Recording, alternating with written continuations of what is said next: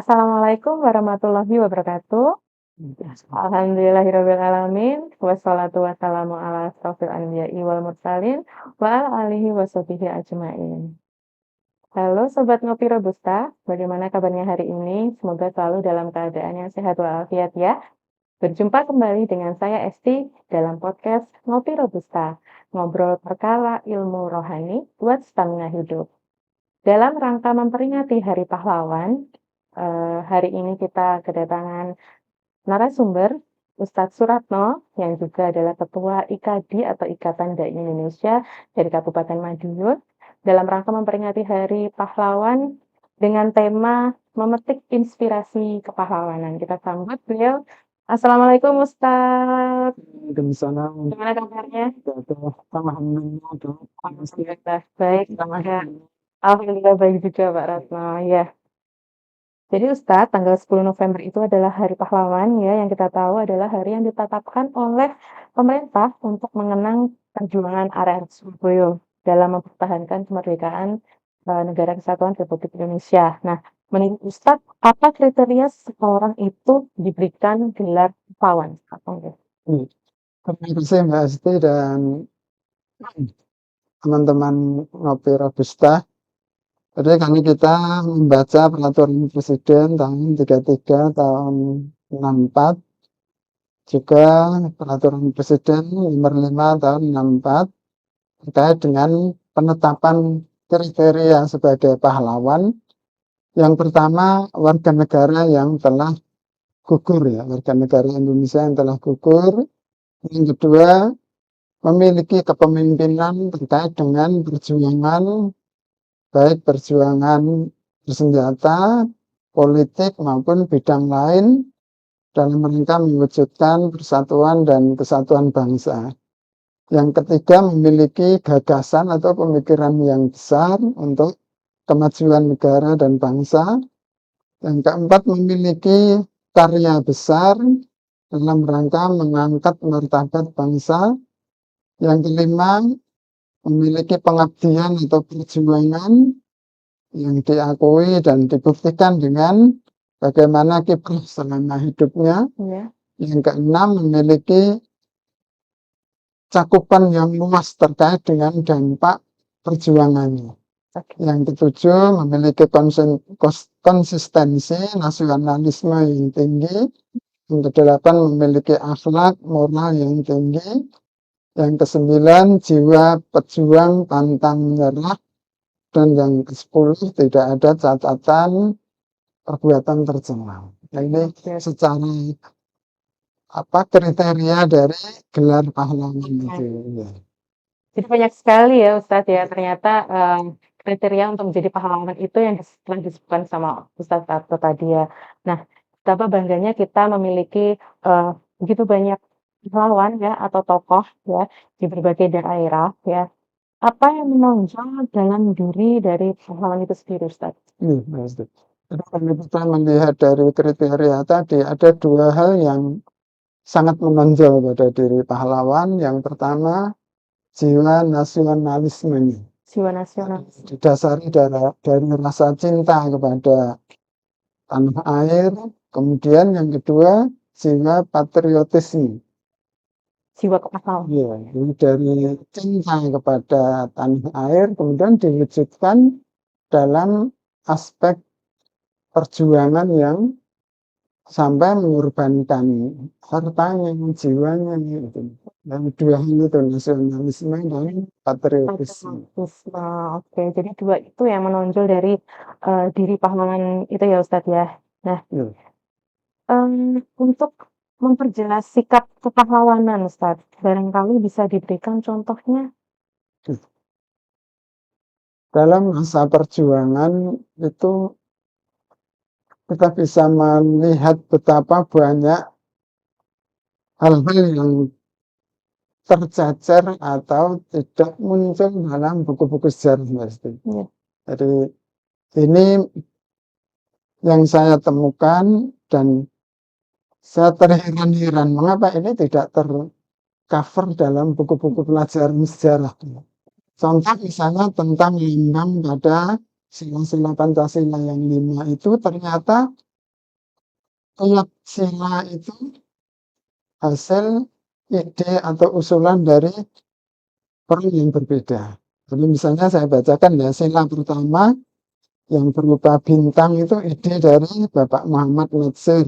Iya. Sila kedua berupa mata rantai, itu ide dari Sultan Hamid II dari Pontianak. Sila ketiga itu berupa pohon beringin, ide dari Bapak Purbacaraka. Sila keempat itu berupa kepala banteng, itu ide dari Bapak Muhammad Yamin. Sila kelima itu berupa padi kapas, ide dari Bapak Ki Hajar Dewantoro. Jadi masing-masing ide dari gagasan dari orang yang berbeda ya Ustaz ya. Lalu gimana Ustaz? Ya. Kemudian juga terkait dengan penetapan Pancasila itu ternyata yang selama ini saya ketahui dari Bung Karno selaku proklamator negara kita. Ya. Ternyata tidak. Apa usulan dari Bapak Muhammad Yamin tanggal 29 Mei, beliau mengusulkan dalam bentuk tulisan maupun bentuk lisan. Ya. Dari 5 sila itu, sila pertama ketuhanan yang Maha Esa, sila kedua kebangsaan persatuan Indonesia, sila ketiga rasa keadilan yang adil dan beradab, sila keempat kerakyatan yang dipimpin oleh hikmat kebijaksanaan dalam permusyawaratan perwakilan, sila kelima keadilan sosial bagi seluruh rakyat Indonesia. Kemudian usulan dari Bapak Supomo tanggal 31 Mei, sila pertama itu persatuan atau unitarisme, sila kedua kekeluargaan, sila ketiga keseimbangan lahir batin, sila keempat musyawarah, sila kelima keadilan rakyat. Kemudian baru Bapak Soekarno, Bung Karno tanggal 1 Juni. Itu sila pertama kebangsaan Indonesia, sila kedua internasional atau perikemanusiaan, sila ketiga mufakat atau demokrasi, Ya. sila keempat kesejahteraan sosial, dan sila kelimanya ketuhanan yang Maha Esa. Ya. Artinya kalau kita lihat dari sisi sejarahnya, justru yang paling cocok dengan Pancasila yang sekarang kita kenal itu dari Bapak Muhammad Yamin. Justru ya.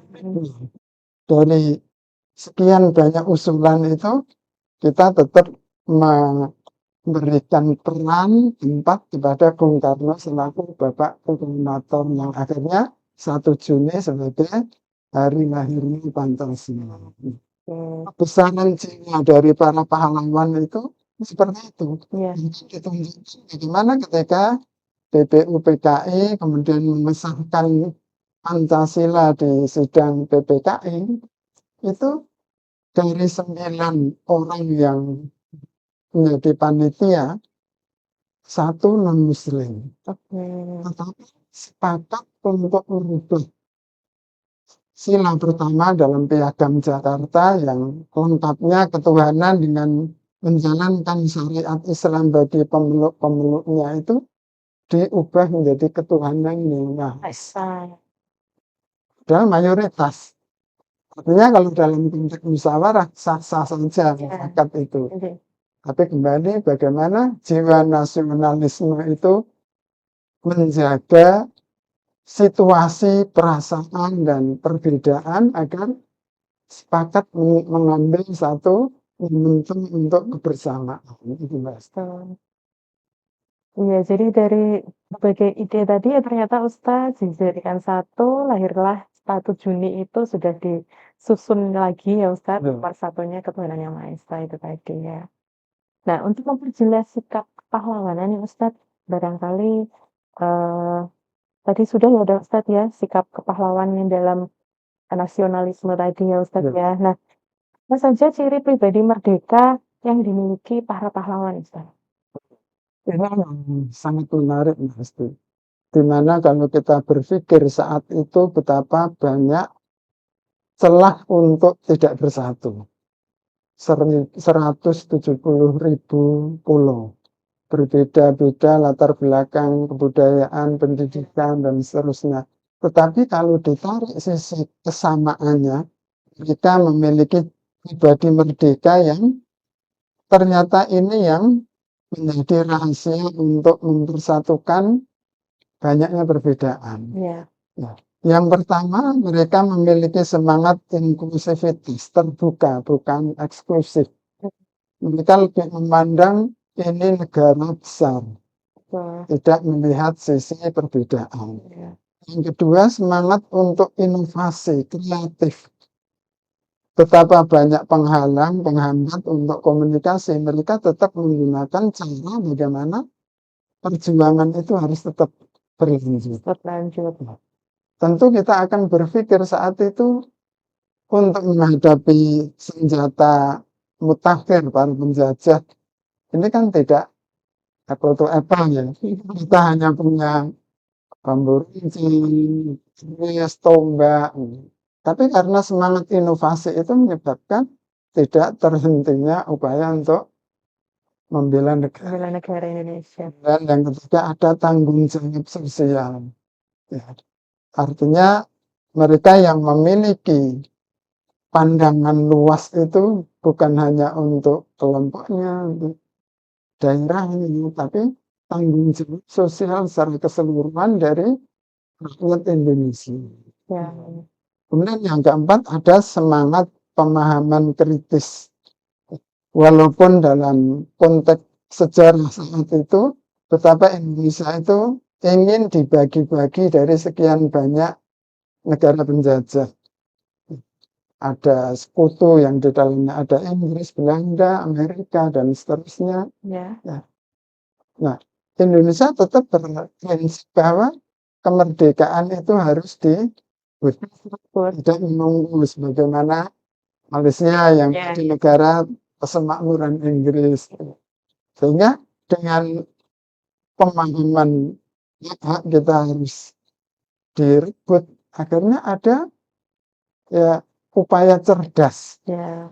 untuk menyatukan kondisi yang beragam pada masyarakat Indonesia. Contohnya Sumpah Pemuda itu upaya cerdas ini. Momentum juga ya Ustadz ya. Itu momentum yang seperti bola salju yang bergulir. Semua memahami bahwa ini kerja bersama. Kemudian juga semangat menjaga warisan sejarah. Harus kita sadari bahwa kita ini memiliki darah pejuang, darah pahlawan. Mulai dari bagaimana Kerajaan Majapahit memiliki area wilayah yang sangat luas. Kemudian juga ada sisi keberhasilan untuk menata undang-undang, membuat aturan, budaya-budaya yang kalau kita melihat sisi peninggalan yang ada di negara kita ini negara maju. Nah, ya. Kita sudah mengenal tulisan di saat Eropa belum mengenal tulisan. Tidak. Kita sudah mengenal artistik terkait dengan pembuatan candi, pembuatan bangunan-bangunan megah. Sementara di belahan dunia lain masih ada apartheid, ada penjajahan yang seperti Amerika itu sampai terhapusnya suku asli di Amerika, Australia, suku aborigin juga. Ya. Terjaga sisi kesenian Indonesia. Lalu itu kan pada masa ini ya Ustadz, pada masa perebutan kemerdekaan ya Ustadz. Terus setelah itu kan kita merdeka. Nah, setelah kita merdeka ini Ustadz, sebagai antisipasi menghadapi era global yang seperti ini Ustadz, apa saja yang perlu diwaspadai? Ada pesan Bung Karno. Ketika zaman itu yang dihadapi jelas penjajah. Sementara yang kalian hadapi nanti bangsa Indonesia sendiri. Akan tetapi perlu dipelajari bagaimana kriteria atau karakter penjajah itu akan tetap ada. Nah, ini yang membahayakan. Kalau penjajah langsung berhadapan, asalnya dari mana, wujudnya bagaimana, jelas. Tapi kalau penjajah dalam makna dari internal negara kita, ini yang harus diwaspadai. Ada beberapa kriteria yang menjadi karakter penjajah sekalipun berasal dari negara kita Kita sendiri. sendiri, ya. Yang pertama bahwa karakter penjajah itu melakukan politik divide et impera, memecah belah persatuan. Kalau sekarang ada upaya-upaya untuk memecah belah persatuan dengan cara apapun, nah ini warisan penjajah yang masih dipakai. Menggunakan berbagai cara, sarana untuk menghancurkan kewibawaan pemerintah, menghancurkan nilai persatuan bangsa, apapun alasannya, kalau tujuannya memecah belah, ini sesuatu yang bertolak belakang dengan apa yang dilakukan perlawanan. Betul sekali. Yang kedua, tindakan destruktif yang merusak, merusak budaya bangsa, merusak nilai-nilai mulia anak bangsa. Nah, ini yang perlu disadari bahwa upaya destruktif ini bisa lewat sport, olahraga, bisa lewat seks, nah ini yang pergaulan bebas, Ya. bisa lewat song, lagu, bisa lewat screen, HP, ini juga bisa menjadi sarana perusak. Bisa lewat STEM itu ketagihan. Misalnya ketagihan rokok, narkoba, bisa juga lewat style, mode. Ini S berapa ini? Jadi sport, seks, song, screen, STEM, style. Ini kelihatannya modernisasi, tapi ini bisa menjadi alat untuk merusak jati diri bangsa. Ya. Padahal kita warga Indonesia terkenal dengan kesantunan, Iya. lemah lembutan. Di negara-negara lain nilai-nilai asli keindonesiaan itu begitu indah. Kemudian yang ketiga, karakter penjajah itu juga sebagaimana misi penjajah zaman dahulu, yaitu rakus kekayaan, good, dengan kapitalisme, ya kalau sekarang dengan sistem korupsi, melakukan tindakan-tindakan yang merusak kepemilikan bangsa sehingga kita ditinggali hutang yang sangat besar, permasalahan yang sangat rumit. Ini sebenarnya warisan penjajah. Kemudian glori, jadi rakus dengan kekuasaan. Kalau tadi rakus dengan harta, ini rakus kekuasaan. Sehingga melakukan tindakan apapun yang penting berkuasa. Iya. Ada kolusi, nepotisme, penyalahgunaan hal-hal yang sifatnya nafsu kekuasaan melewati batas-batas yang semestinya itu warisan penjajah. Ini harus hati-hati. Dan yang terakhir ada gospel. Gospel itu memberikan pemahaman atau sisi-sisi pola pikir yang merusak. Pola pikir seperti sekarang tetap ada perkembangan pola pikir yang merusak sisi agama yang sudah ada. Misalnya komunisme, liberalisme, ateisme itu masih berkembang. Nah, kalau dalam konteks pemahaman ini memang kaitannya masalah konsep berpikir. Nah, ini yang sekarang tidak ada batas lagi. Iya. Informasi di media sosial sudah terbuka lebar. Harusnya kita bisa tahu ya. Dalam genggaman kita sudah mendapatkan informasi. Nah, ini justru harus menjadi kehati-hatian dalam konteks menjaga generasi muda. Kadang-kadang karena dikemas dengan sesuatu yang menarik. Ada sebuah grup WhatsApp yang mengarahkan anak-anak untuk ikut gerakan anti Tuhan atau ateisme. Ada ya Ustaz? Ada. Jadi pendekatan-pendekatan dengan sesuatu yang ilmiah, dengan gambaran yang real, itu bisa mengatakan situ. Atau yang lebih berisiko lagi ada kegiatan yang mengarah kepada LGBT. Astagfirullahaladzim. Di Madiun ini LGBT sudah banyak mesti, bahkan sampai di tingkat SMA, SMP. Astagfirullahaladzim. Itu tentu bukan budaya Indonesia. Iya, Ustaz. Mengapa bisa masuk? Tentu dengan hal-hal yang menarik, membuat orang penasaran dengan berbagai acara, berbagai cara. Mm-mm. Akhirnya hal yang sangat asing dalam budaya kita itu masuk. Nah, ini yang sangat perlu menjadi PR kita bersama dalam momentum Hari Pahlawan ini. Mari kita mengingat bahwa diri kita ada darah pejuang, ada darah yang memiliki di dalamnya nasionalisme, patriotisme, keyakinan bahwa apa yang kita lakukan ini akan berujung kepada tanggung jawab, baik tanggung jawab secara sosial di dunia maupun tentunya tanggung jawab di akhirat.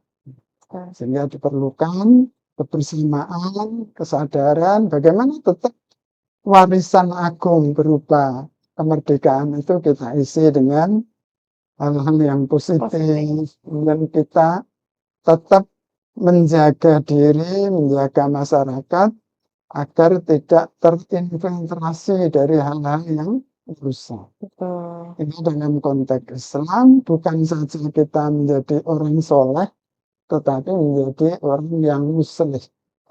Soleh dalam aspek pribadi, muslim itu memperbaiki dalam aspek komunal, dalam aspek masyarakat. Jadi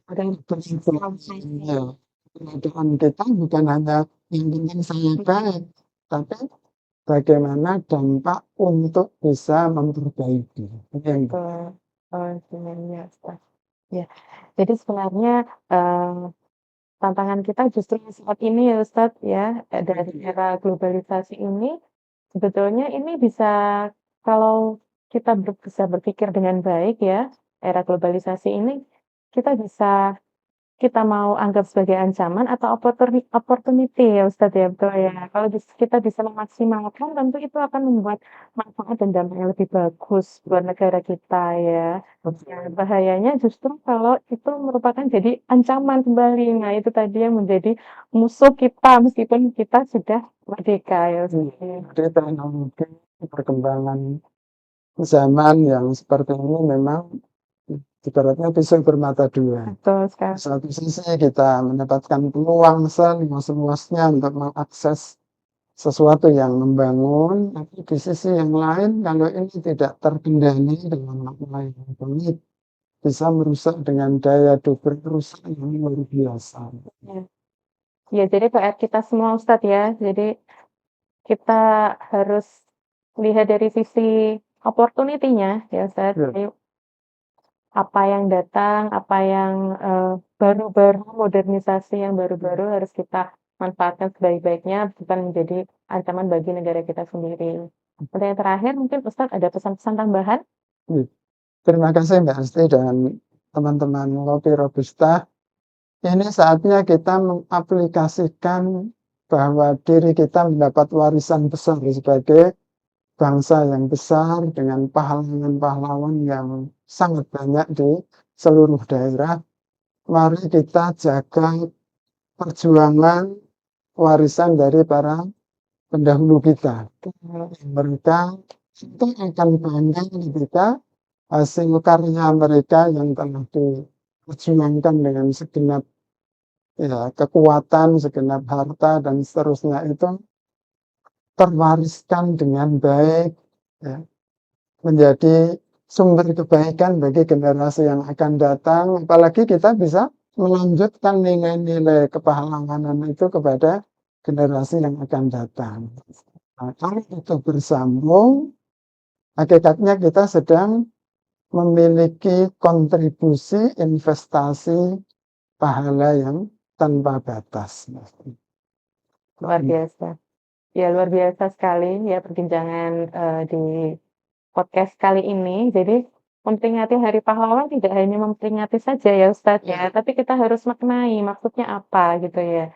Jadi, tantangan tantangan yang ada justru kita manfaatkan supaya tidak justru malah menjadi pisau bermata dua tadi ya Betul. Ustadz ya. Ya, luar biasa. Jadi cukup sekian podcast Ngopi Robusta kali ini. Semoga apa yang disampaikan oleh Ustadz Suratno hari ini bisa bermanfaat untuk kawan Ngopi Robusta kalian ya.